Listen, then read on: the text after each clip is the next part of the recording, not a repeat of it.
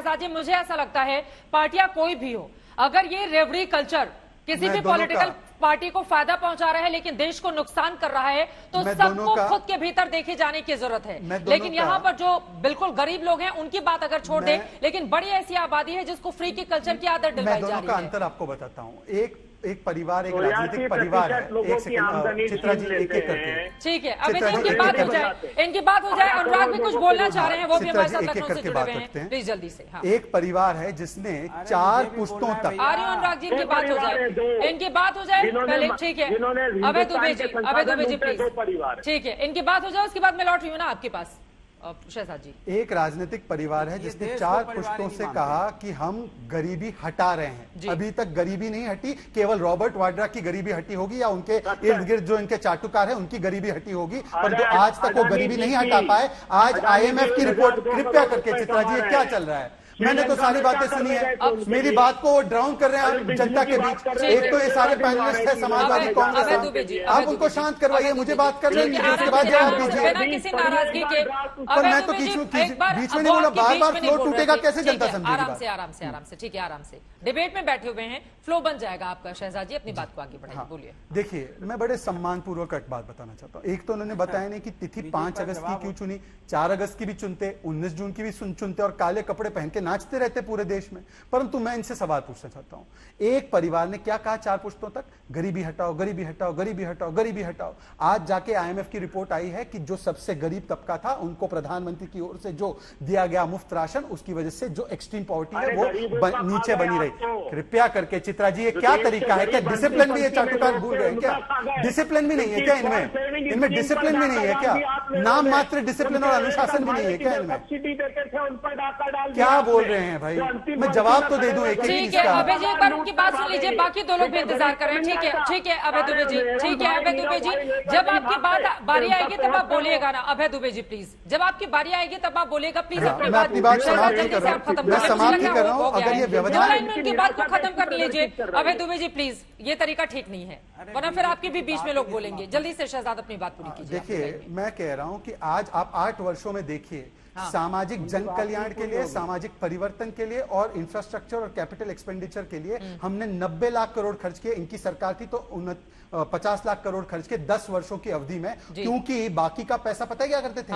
ये अपने जो मित्र हैं उनको लोन दे देते थे। आज वो लोन रिकवर कर रही है। चले ठीक है, अब आप लोगों की चित्रा जी, आगे बढ़ते हुए, एक सेकंड, एक लास्ट देखिए एक सेकंड, 5 सेकंड हो गए, बहुत देर से इंतजार कर रहे विशाल मिश्रा जी, जल्दी से बोलिए।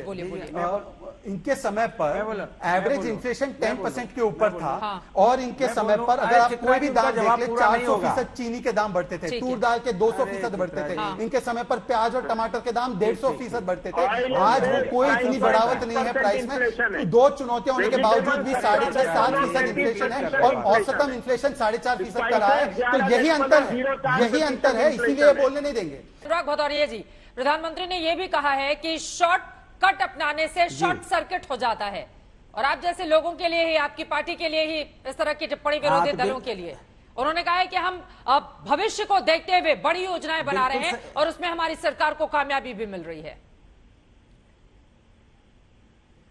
बिल्कुल उन्होंने सही कहा, भारतीय जनता पार्टी शॉर्टकट अपनाती है। मध्य प्रदेश में शॉर्टकट अपनाया, सरकार बनाई, फिर महाराष्ट्र में गई, शॉर्टकट अपनाया, सरकार बनाई, और बिहार में उनको शॉर्ट सर्किट लग गया।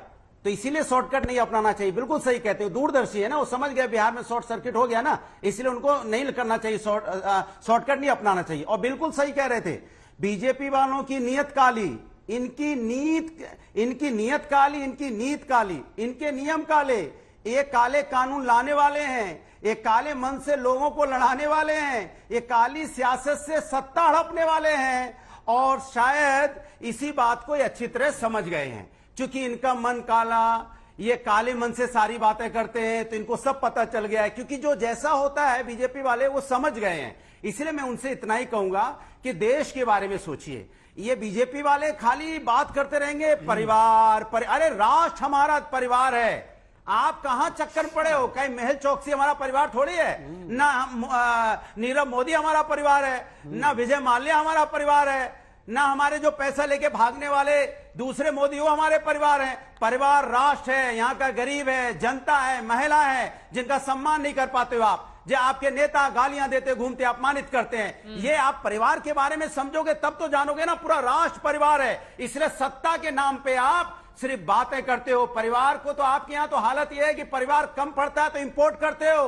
जितिन प्रसाद आ जाओ, ज्योतिरादित्य सिंधिया आ जाओ, उधर चौटाला जी आ जाओ। अरे अनुराग भदौरिया जी, ये सारे मुद्दे तो उठाए थे ना आपने, 2017 में उठाया, 2019 में उठाया, 2022 में उठाया, क्या हुआ आप लोगों का? के साथ भी सरकार बनाई। जनता क्यों नहीं समझती आप लोगों की ये बात? खाली टीवी डिबेट में जो बोलते रहते हैं, जनता के बीच क्यों नहीं होता है सर अनुराग भदौरिया जी? 2 दिन पहले ये सुनिए, मैं उसी का जवाब दे रहा हूं। ये क्या कहते हैं, इनसे सवाल पूछो कि पूरे देश में महंगाई, तो क्या कहेंगे अरे आप देखो राजस्थान में कितनी महंगाई है। अब आपसे क्या पूछा, आप क्यों जा रहे हैं राजस्थान? बिहार में रहिए अनुराग भदौरिया जी। नीतीश जी कितने अच्छे हैं, आज नीतीश जी बुरे हो गए। सुन तो लीजिए, आज नीतीश जी बुरे हो गए। पहले महाराष्ट्र में कहते थे महाराष्ट्र आप आइए ना उत्तर प्रदेश, बेरोजगारी और महंगाई की गाड़ी राजस्थान से पहले रुक जाती है। यूपी आइए, आप कांग्रेस के प्रवक्ता बैठे हुए राजस्थान के बारे में बोलने के लिए। उत्तर प्रदेश की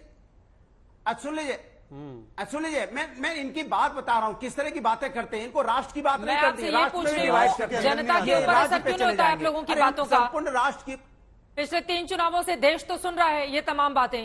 असर यूपी की ही बात करें, क्यों नहीं असर करता है वहां पर? देखिए देश इसीलिए देश बदल रहा है। ये बीजेपी भगाओ की शुरुआत बिहार से हुई है और धीरे धीरे पूरे देश में देखो बीजेपी भगाओ का नारा चलेगा।